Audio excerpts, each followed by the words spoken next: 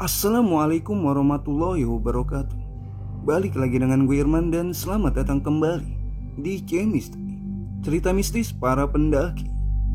Apa kabar kalian semua? Semoga baik-baik saja, dilimpahkan rizkinya, dan selalu dalam lindungan Tuhan Yang Maha Esa. Amin. Kali ini gue akan membacakan sebuah kisah nyata dari Bang Andri saat melakukan pendakian ke Gunung Marapi, Sumatera Barat. Ia dan temannya tersesat saat ingin turun dari puncak Marapi. Sampai akhirnya Bang Andri dan temannya harus berusaha survive dari kejamnya belantara rimba Marapi. Pasalnya, mereka tersesat selama 7 hari. Apa saja yang mereka lalui dan bagaimanakah kisah bertahan hidup mereka? Silahkan menikmati alur ceritanya. Tapi seperti biasa, sebelum kita masuk ke ceritanya, jangan lupa like, comment, and share video ini. Subrek, nyalain juga lonceng notifikasinya supaya kalian gak ketinggalan cerita-cerita selanjutnya.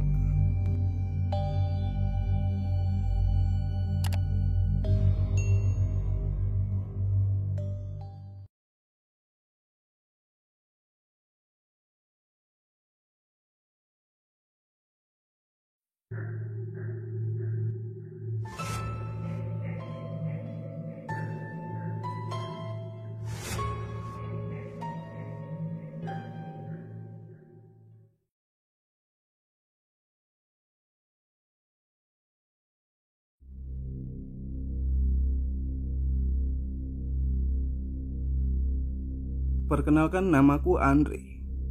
Ayahku bekerja di sebuah perusahaan BUMN. Beliau termasuk orang yang keras dalam mendidik anak, terutama anak lelaki. Tapi malang, saat kelas 1 SMP, aku pernah mengecewakannya. Aku terpaksa di-DO dari sekolah karena aku adu jotos dengan salah satu seorang guru yang menurutku seorang penjilat sejati. Dan akibat dari kenakalanku inilah aku harus menerima konsekuensi harus pindah ke Padang, Sumatera Barat, supaya bisa naik ke kelas 2 tanpa harus mengulangi. Dan di Padang aku menyelesaikan masa SMP ku dengan lancar hingga kelas 2 SMA. Aku dan Novian, yang seterusnya ku panggil Nope, pernah membuat geger satu sekolah dan jadi pemberitaan di beberapa media massa. Itu karena sepupu papaku ketua PWI, Persatuan Wartawan Indonesia, di mana pemberitaan tersebut sangat rutin memberitakan kami yang tersesat selama 7 hari di Gunung Marapi. Mencintai dunia mendaki dan bergiat di alam bebas ku mulai sejak kelas 1 SMA, dan aku telah mendaki Gunung Singgalang sebanyak 2 kali. Kegilaanku dengan hobiku ini semakin menjadi-jadi saat aku tergabung dalam salah satu ekstrakurikuler siswa pecinta alam atau Sispala, hobi yang sangat ditentang oleh tanteku dan keluarganya. Setiap kali aku meminta izin untuk mendaki gunung, aku tak pernah mendapatkan izin. Namun, aku tetap mendaki karena aku sangat mencintai alam rimba, mencium bau tanah hutan, sejuknya udara yang menusuk kulit, suara alunan gemericik air, sembari menikmati kopi susu di puncak gunung. Begitu terasa nikmat. 3 hari sebelum kejadian tersebut, aku dengan 4 orang kawanku, Nopeng, Uncu, Firman, dan Iwa, yang juga tergabung dalam Sispala di sekolahku, berencana akan mendaki Gunung Marapi.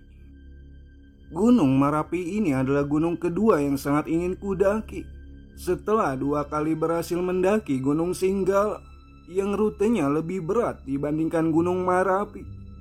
Segala persiapan untuk mendaki pun mulai dikumpulkan hingga tibalah harinya. Kami berangkat dari Padang saat mentari mulai terbenam dengan menaiki bus menuju Kota Baru yang berjarak sekitar 3 jam perjalanan. Dan setelah tiba di Kota Baru, udara dingin pun mulai menusuk tulang. Kami makan dulu untuk mengumpulkan energi. Kemudian dilanjutkan dengan sholat Isya di Masjid Kota Baru. Setelah selesai sholat, kami mulai melakukan pendakian ini.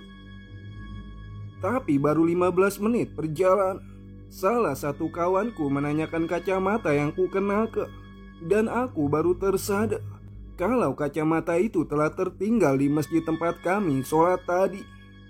Kemudian salah satu dari kami pun pergi mengecek ke masjid tersebut. Tapi anehnya, kacamata itu sudah tak ada. Perjalanan pun dilanjutkan. Kami juga mendaftarkan nama di pos pesanggerahan, tempat memulai pendakian gunung tersebut, sekaligus membayar retribusi kepada penjaga pos.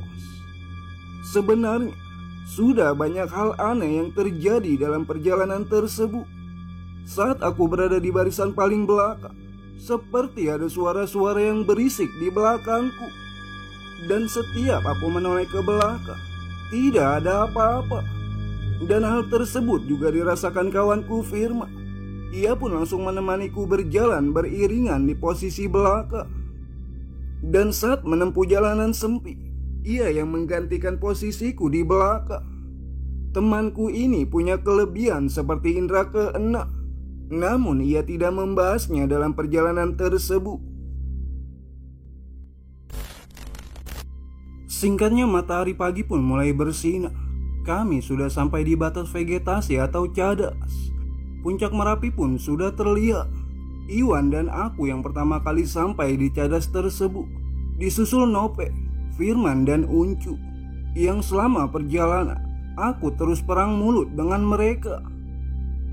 Kami pun beristirahat, masak, dan mengisi energi. Aku sendiri saat itu merasa tidak bisa mengontrol emosiku. Aku lupa penyebabnya, hingga aku membuang salah satu periuk yang kami gunakan untuk memasak. Kemudian membawa tas sandang yang agak kosong, karena perlengkapan logistik kami sudah dikeluarkan semuanya. Aku membawa beberapa batang rokok. Lalu kukatakan pada keempat kawanku kalau aku mau ke puncak. Aku pun mulai menapaki jalan yang kurang lebih setengah jam perjalanan menuju puncak Merapi. Kemudian tak lama terdengar Nopeng memanggilku. Aku ikut, Landri. Tai lah, kau pergi sendiri-sendiri saja. Hus, mulut, Peng. Di gunung ini, jaga mulutmu. Astagfirullah. Nopeng menjawab sembari menutup mulutnya. Ia pun kemudian menyusulku yang baru setengah jalan menuju puncak. Singkatnya, kami pun tiba di kawasan puncak gunung tersebut. Aku begitu takjub serta bahagia. Hilang segala penat dan juga letih setelah berjalan hampir 10 jam lamanya. Saat itu, aku melihat ada tubuh salah seorang pendaki yang meninggal di Gunung Merapi. Namanya Abel Tasma. Menurut cerita dari pendaki-pendaki lainnya, ia meninggal karena menyelamatkan seseorang yang terjebak di kawah gunung tersebut. Secara refleks aku pun mencium tugu itu. Banyak pendaki-pendaki lain yang tersenyum saat melihat ekspresi berlebihanku saat itu.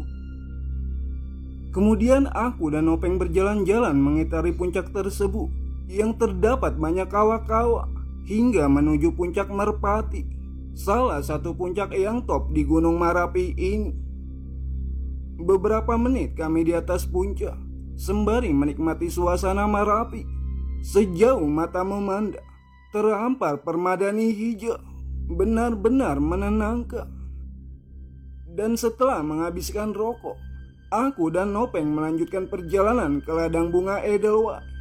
Dan di sini awal kisah nyata yang membuktikan bahwa Tuhan punya rencana sendiri terhadap kami berdua. Kami pun mulai menuruni puncak Merpati, kemudian menuju ladang Edelweiss, tumbuhan misterius yang tumbuh di kawasan puncak gunung, dan setiap gunung menampilkan bentuk dan ciri khasnya masing-masing. Aku dan Nopeng pun dengan sigap dan penuh antusias memetik bunga abadi itu. Pada saat itu ada beberapa pendaki lainnya juga yang memetik bunga tersebut. Kami memetiknya seperti lupa waktu. Setiap mata memandang ke arah bunga itu, bunga tersebut terus memikat kami. Peng, sudahlah. Cuma tinggal kita yang ada di ladang ini, kataku pada Nope yang begitu semangat memetik bunga. Hingga bunga tersebut penuh hampir setengah tas kami. Dan saat kami ingin kembali turun awan gelap yang membuat kami sulit mengingat kembali jalan itu. Kami berputar-putar di sekitaran kawasan puncak Gunung Marapi. Perasaanku pun mulai tak enak. Nopeng yang berada paling depan pun sibuk berputar-putar mencari jalan keluar. Peng, berhenti dulu. Ayo kita berpikir dan menenangkan diri. Kita sedang panik saat ini, Peng. Nopeng pun akhirnya berhenti. Gimana selanjutnya, Ndri? Kita coba tunggu saja. Mudah-mudahan kabut ini menghilang. Dan tak lama kemudian, kabut mulai hilang sedikit. Nopeng pun kembali memimpin perjalanan. Kami berputar mencari jalan untuk turun ke bawah. Sampai suatu ketika, kami melihat ada sekelompok pendaki. Aku pun lantas bertanya pada mereka, "Mas, mau kemana? Kami juga lagi kehilangan arah." "Kami mau turun, Mas, lewat jalur Cimabur. Kalau Masnya mau ikut, boleh gabung bersama kami," tawarnya. Jalur Cimabur merupakan jalur naik melewati daerah Cimabur, Batu Sangkar, Kabupaten Tanah Datar. Sementara kami naik lewat Koto Baru. Gimana, Peng? Kita gabung aja. Nggak usah, Ndri. Perasaanku tidak enak, jawab Nopeng yang berdiri di belakangku. Aku pun melihat kelompok tersebut. Aneh juga memang. Aku lihat satu persatu pendaki itu. Yang laki-laki seperti tersenyum-senyum, sementara yang perempuan menangis seseguk. Dan dengan berat hati, aku pun mengikuti keputusan Nope untuk tidak ikut bergabung turun bersama kelompok tersebut. Perjalanan mencari jalan keluar kembali dipimpin oleh Nope. Setelah kurang lebih 4-5 jam, aku tak bisa memberitahu waktu pasnya. Meski si Nopeng memakai jam tangan, tapi aku dan dia pun tak ingat lagi perihal waktu karena saking paniknya. Saat itu, Nopeng menemukan satu jalan turun yang menyerupai jalan cadas seperti waktu kami naik tadi. Meskipun kami sadar kalau itu bukan jalannya, namun aku ikuti saja. Dan setelah penuh perjuangan dan beberapa kali aku terjatuh, kami pun tiba di sebuah jurang yang tidak begitu tinggi. Nopeng yang turun pertama berhasil sampai ke bawah, sedangkan aku bingung, tak tahu mau turun lewat jalur mana. Akhirnya Nopeng menunjukkan jalan mana yang harus kulewati. Dan saat itu timbul keisengan si Nopeng. Di dalam tas yang kami ambil ada tustel. Ia pun mengeluarkan tustel itu dan membiarkanku tergantung di bibir jurang. "Dri, ku foto kau dulu. Ayo senyumlah." "Peng, sudahlah, gak usah bercanda. Kita sudah hilang di gunung gini, kau masih sempat bercanda. Kalau gak mau kau senyum, tak ku pegang kakimu supaya kau tidak bisa turun." Akhirnya aku pun mengikuti saja kemauan si Nope dengan tersenyum kecut dengan gaya memelas. Kemudian aku pun dibantu turun oleh si Nope. Lalu berganti, kini giliran dia yang minta difoto olehku. "Nah, sekarang gantian. Aku lagi yang kau foto, Ndri." Lagi-lagi aku ikuti kemauannya. Kemudian sesi foto-foto pun telah selesai. Perjalanan pun dilanjutkan. Berkali-kali kami temui jalan curam, namun mampu kami lewati. Hingga kami bertemu lagi jurang ke bawah yang lumayan tinggi. Nopeng yang pertama kali mencoba untuk turun berhasil melewati jurang tersebut. Aku pun terdiam saat itu. Kali ini sepertinya aku benar-benar tak mampu melewati jurang ini. Dan saat mencoba berpikir bagaimana agar bisa turun, saat itu tepat di sebelah kananku, di sebuah pohon tinggi, entah ilusi atau nyata, aku melihat sesosok tubuh hitam. Awalnya aku tak mengira kalau itu adalah sebangsa makhluk halus. Aku pun melihat ke arahnya. Ia kemudian berdiri. Peng, ada orang di atas pohon. Tingginya sama seperti manusia normal. Ya udah panggil, Dri. Peng, tubuhnya hitam semua. Ia menunjuk-nunjukku, seolah ingin menyuruhku berbalik arah. Jangan dengarkan orang itu, Landri. Turunlah kau segera. Aku tak tahu mau turun dari mana, Peng. Cepatlah. Dia mau turun seperti ingin menyusul kita. Dia marah, Peng. Nopeng yang sudah dibawa tak bisa melihat si makhluk hitam tersebut pun langsung menjawab. Lewat sini, Ndri. Jalan yang ditunjuk Nopeng di sisi kiri jurang tersebut terdapat rumput, juga tanaman-tanaman yang tumbuh menjalar ke bawah. Dan tanpa banyak berpikir, aku pun nekat turun melewati jalan yang ditunjukkan Nopeng tersebut. Dan karena gravitas, aku meluncur turun dengan tangan yang terus berpegangan pada tanaman yang menjalar tersebut. Dan entah bagaimana kejadiannya, posisiku langsung terbalik. Kepalaku berada di bawah, sementara kakiku berada di atas. Melihat hal itu, Nopeng pun dengan sigap menyambutku. Kemudian sampailah aku di bawah, dengan seluruh tubuhku dipenuhi tanah, dan juga ada rumputan yang menempel di tubuhku. Syukurlah kau masih selamat. Ayo kita lanjutkan lagi perjalanan ini, kata Nopeng yang langsung berjalan di depanku. Aku pun mengikutinya. Dan tak lama kami berjalan. Lagi-lagi kami bertemu dengan jurang. Kali ini Nopeng mencoba turun ke bawah untuk melihat kondisi jurang tersebut. Tapi kemudian Nopeng kembali sembari mengucapkan ayat kursi. Ada apa, Peng? Mulutnya sembari berkomat kami, menyebutkan bahwa ia baru saja melihat sesuatu. Ada sesosok tubuh perempuan, rambutnya keriting, Dri. Ia pakai rok tak pakai baju, tidur tengkurap di dasar jurang. Ya Tuhan, apalagi ini? Kita harus ke bawah, Dri. Siapa tahu itu mayat yang dibuang orang, Dri. Kita selamatkan jasadnya. Peng, tunggu dulu. Tadi dia kau bilang pakai rok kan? Mana mungkin ada pendaki gunung pakai rok, Peng? Mana tahu itu jebakan makhluk halus. Kita berdoa saja, Peng. Mudah-mudahan Tuhan memberikan jalan keluar pada kita. Ucapku sembari terus memohon supaya tak dihantui makhluk gunung. Sementara Nopeng tetap mengambil posisi mencari jalan keluar dari gunung yang mulai menakutkan ini. Kami tak melewati jurang itu, tapi mengambil sisi kiri di bibir jurang, melewati rimba belantara tak bertua. Berjalan semakin cepat. Masih jauh, Peng. Enggak, Ndri. Sebentar lagi kita sampai. Di bawah ini ada jalan raya. Bertahanlah. Aku pernah lewat sini, Ndri. Percayalah. Katanya meyakinkanku yang sudah putus asa. Awalnya aku percaya, tapi akhirnya aku tahu kalau kawanku ini tengah berbohong. Ia hanya tak ingin melihat aku putus asa. Kemudian seketika langsung kulepaskan sandalku kedua-duanya. Kemudian langsung kubuang. Ini kulakukan karena kulihat si Nopeng sudah tak pakai sandal lagi.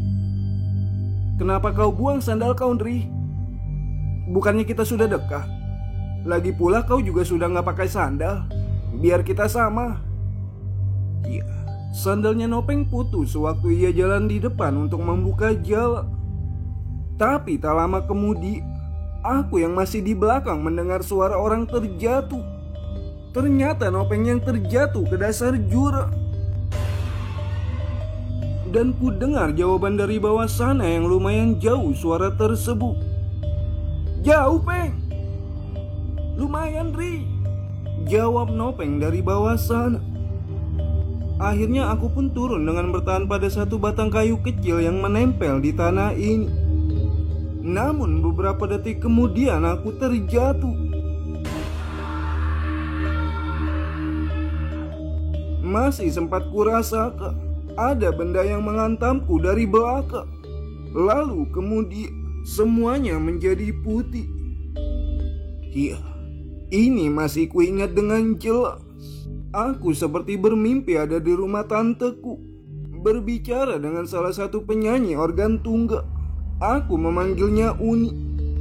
Kemudian aku merasa seperti terguncang-guncang. Kurasakan mataku sedikit terbuka.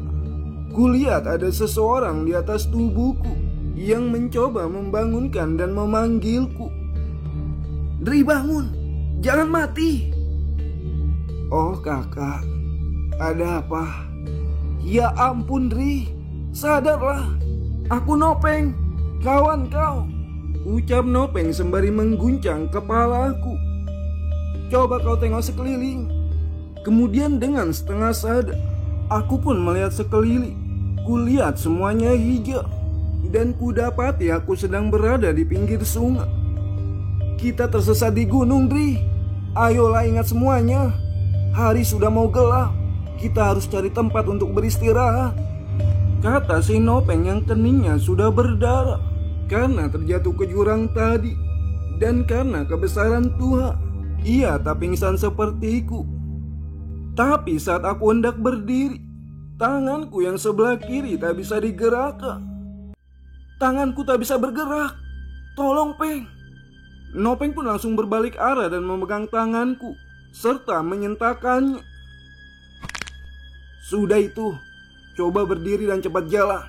Hari sudah gelap, Dri." Dan ajaibnya, tanganku langsung kembali normal. Aku pun segera menyusul Nopeng dari belakang, dan kami naik ke arah atas. Kemudian tidur di batang kayu yang sudah tumbang. "Peng, aku haus." Sangat wajar yang kukatakan. Pasalnya selama kami tersesat, kami tak membawa golok, senter, baju ganti, sepatu. Semuanya kami tinggal bersama ketiga rekan kami yang ada di bawah. Di dalam tas ini hanya ada tuster, garam, 3 siung bawang merah yang tidak sengaja terbawa, 2 batang rokok kretek, 2 saset extra jus yang sudah habis kami makan tanpa air. Di tengah gelapnya rimba ini, aku merasa haus sekali. "Sudah Landri, istirahat saja dulu. Besok saja minum. Atau kalau kau berani, turunlah ke bawah. Di bawah ada sungai. Minumlah." "Kalau aku tak berani, Ndri." Aku pun terdiam mendengar jawaban kawanku ini. Tapi tiba-tiba aku langsung kebelet pipis. Dan seketika muncul ide untuk meminum urinku sendiri. Tanpa menunggu lama, tanganku sudah penuh air urinku, dan langsung ku minum semuanya. Iya, ini nyata. Dan juga ku ceritakan pada salah satu wartawan yang meliputku saat aku berhasil keluar dari cengkraman rimba Marapi.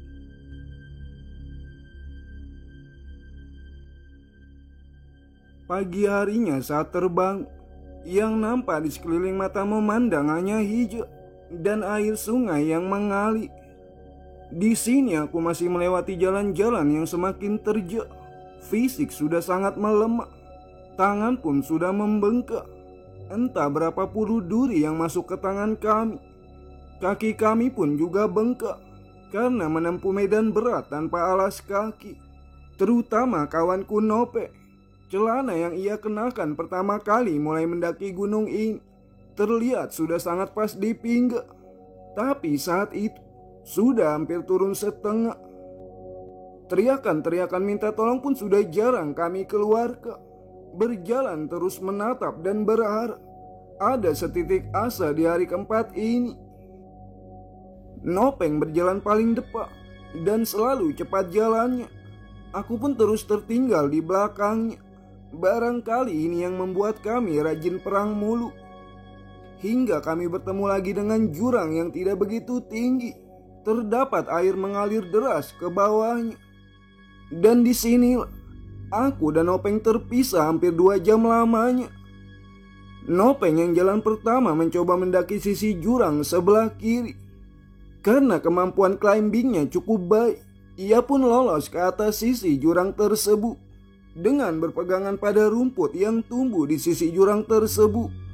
Namun aku masih tetap di bawah. Ia sudah tak nampak dari pandanganku. "Peng, gimana aku mau lewat? Jalan ke atas rumputnya sudah tak kuat lagi. Lewat saja dari sungai itu, Ndri. Lompat saja. Aku takut air sungai ini dalam. Arusnya cukup besar. Kami pun kemudian terdiam untuk beberapa saat. Lewat saja, Ndri. Nanti tak bisa kita mencari tempat beristirahat. Lompat saja. Kalau kau mati, aku juga mati. Mendengar ucapan, aku pun tak punya pilihan. Kukumpulkan semua nyaliku. Kututup hidungku ini. Bismillah. Aku pun meloncat. Dan untuk sepersekian menit, aku terbawa arus. Kupaksakan untuk berdiri. Ternyata air sungai itu dangkal. Mataku pun langsung menjelajah ke segala penjuru mencari Nopeng. Ternyata Nopeng sedang duduk di atas sisi jurang yang sedikit datar, sembari tersenyum melihatku basah kuyup. Alhamdulillah, tapi bajuku basah semua, Peng. Lalu aku mulai mencari jalan untuk mencari tempat beristirahat. Saat itu, kami menemukan batang pohon yang sangat besar berdiri kokoh. Dan di bawah batang tersebut ada sebuah lubang. Langsung saja kami memutuskan di tempat ini akan beristirahat. Dengan kondisi yang semakin melemah, Nopeng pun langsung tertidur, sembari sesekali mengigau. Bu, ibu, ibu. Ia memanggilku ibunya. Sementara aku masih belum tertidur saat itu. Aku duduk dan menangis sejadi-jadinya.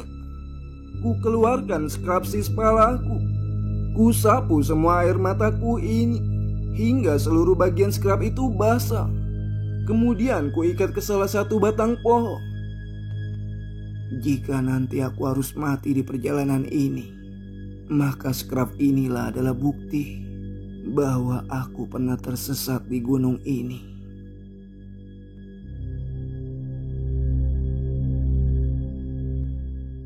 Hingga di hari kelima, aku lagi-lagi patah semangat, pasrah dan merasa tak mampu lagi untuk melanjutkan perjalanan ini.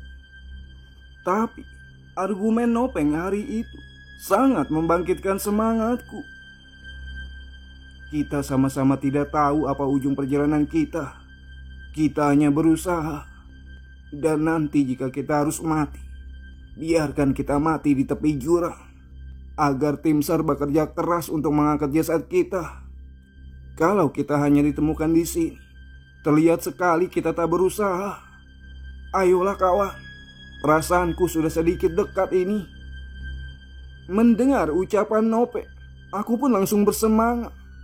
Dengan susah payah aku paksakan berdiri. Di ujung mataku, kotoran mata sudah bercampur dengan tanah. Benar-benar kumat. Aku ikuti langkah sahabatku ini, sembari terus mencoba berusaha memakan yang aku rasa bisa dimakan.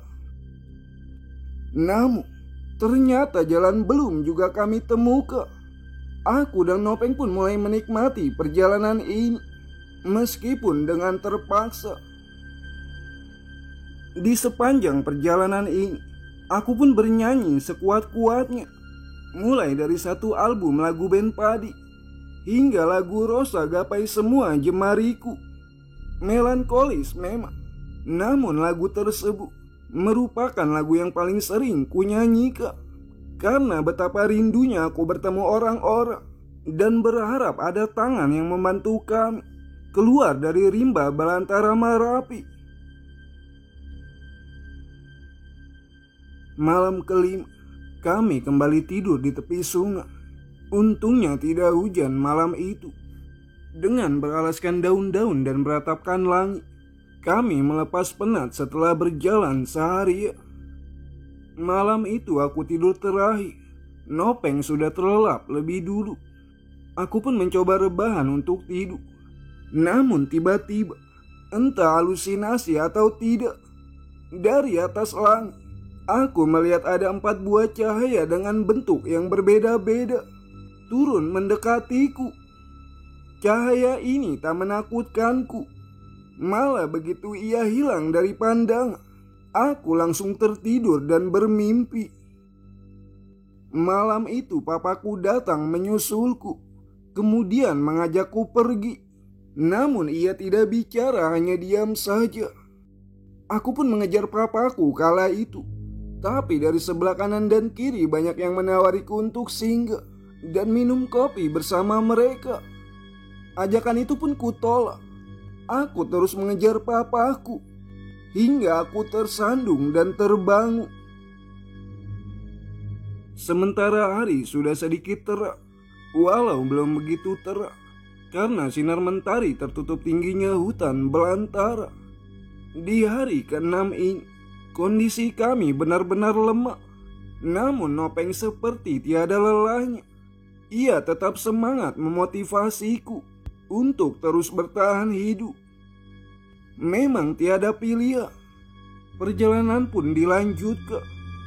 Kami tetap mengikuti arah sungai. Tapi hari ke-6 ini, sekitar 3 jam perjalanan, kami dapat merasakan hangatnya sinar mentari penuh. Aku pun semakin kuat untuk bernyanyi, seolah-olah yakin akan adanya kehidupan, dan aku masih diberi kesempatan untuk hidup. Begitu pula dengan Nopeng. Banyolan-banyolannya membuat perjalanan yang sedih dan mengharukan ini menjadi lebih indah. Tapi karena banyak beristirahat, malam itu pun kami belum menemui ujung aliran sungai tersebut. Kami justru menemukan banyak batang pisang di hari ke-6 ini. Aku pun begitu semangat mengambil pisang tersebut. Tapi di dalamnya banyak sekali benda-benda keras seperti batu kecil dan tidak bisa dimakan. Kemudian kami pun beristirahat beralaskan pelepah daun pisang.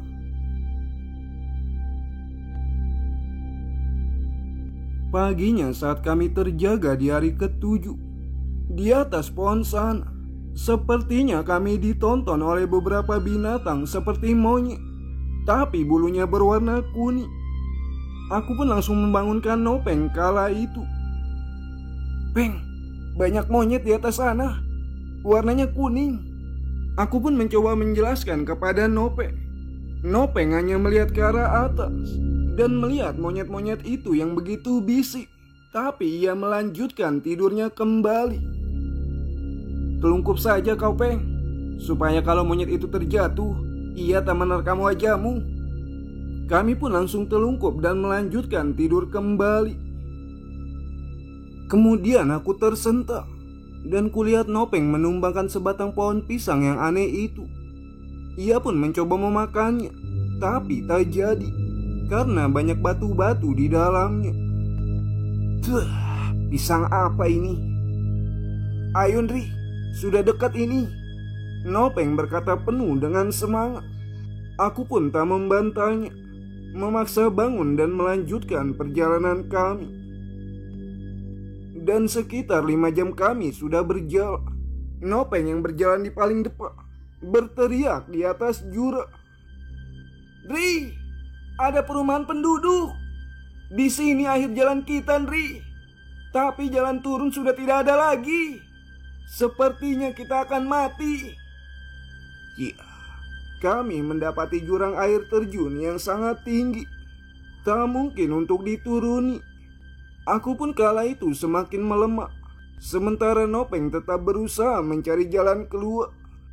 Dan di sebelah kiri jurang tersebut ada pohon-pohon bulu atau bambu. Nopeng pun naik ke atas hutan bulu tersebut. Tapi memang jalan turun tak nampak lagi. Sampai akhirnya kami pasrah. "Kita mati juga akhirnya," kataku. Dan tak lama berselang, kami mendengar suara dari arah bawah. Seperti ada suara orang sedang memotong batang bambu. Nopeng pun menginstruksikan aku supaya berteriak, karena ia sudah tidak sanggup lagi untuk bersuara. Dadanya terasa sakit. "Hai!" teriakku. Aku pun terdiam sembari menunggu jawaban. "Hah!" terdengar suara sautan dari bawah. "Tolong kami, Pak!" Nopeng berteriak sembari memegang dadanya. "Tolong, Pak!" "Siapa itu?" "Kami, Pak. Yang hilang di Gunung Merapi, Pak. Tolong, Pak. Teriak aku lagi. Bakar celana supaya bisa disusul ke sana. Tak ada, Pak. Korek api tak ada. Ya sudah, goyang-goyangkan tempat kalian berada saat ini. Mendengar jawaban itu, Nopeng pun langsung menggoyang-goyangkan batang bambu yang ada di dekatnya itu. Oi, naik kalian sedikit lagi. Di bawah itu jurang. Jawab suara itu lagi. Kami pun saling berpandangan. Kemudian naik pelan-pelan ke atas. Kami berdoa dalam hati, sembari terus berkomunikasi dengan suara dari bawah. Dan sekitar 2 jam kami menunggu.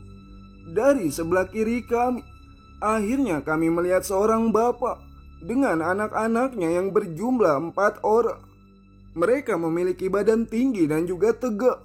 Sungguh mereka terkejut saat melihat kami.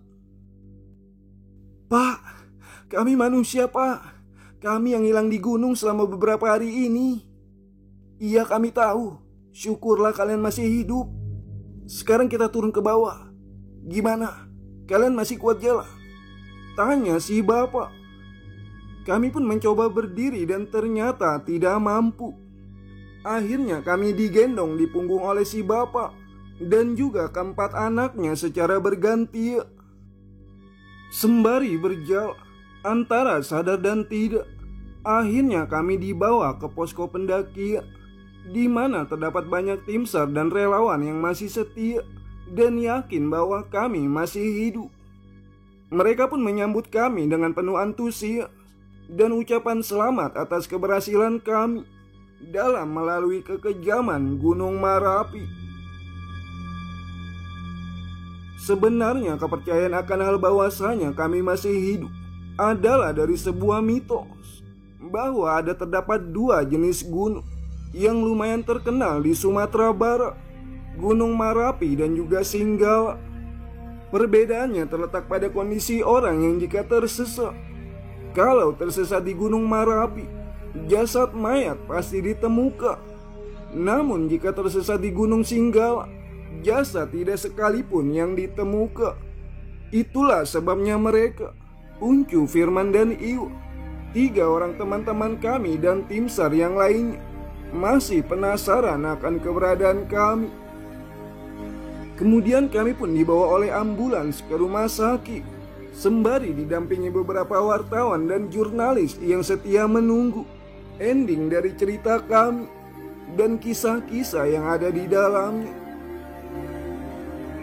Terima kasih Tuhan, Kau berikanku sekali lagi kesempatan untuk hidup. Semoga aku menjadi pribadi yang lebih baik dan dapat selalu mensyukuri nikmat-nikmat-Mu.